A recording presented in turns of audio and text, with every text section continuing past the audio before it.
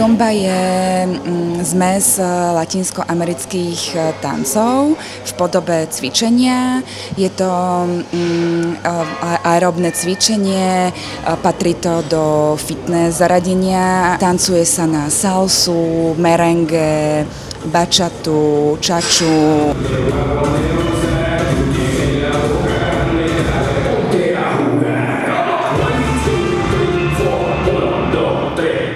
Jednou hodinou zumby sa spáli 500 až 1000 kalórií, záleží na tom, akou intenzitou sa cvičí. Ja odporúčam, ak chce výrazne schudnúť, tak 3-krát za týždeň, alebo 2-krát za týždeň zumba plus kombinácia nejakého iného športu.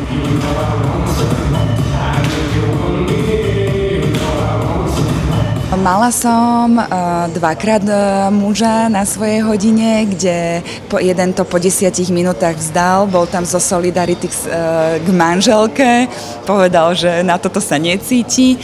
A potom som mala jedného pána, okolo 70-ročného dôchodcu, veľmi čiperný a veľmi sa mu to páčilo.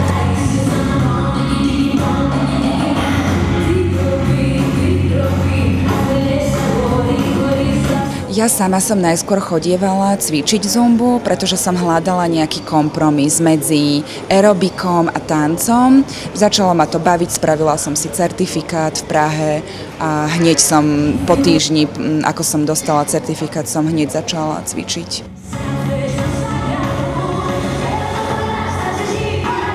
Ženy si to veľmi obľúbili, je to pre akúkoľvek vekovú kategóriu, či už pre názročných, alebo dôchodcov, alebo stredný vek, čokoľvek, každý to má rád.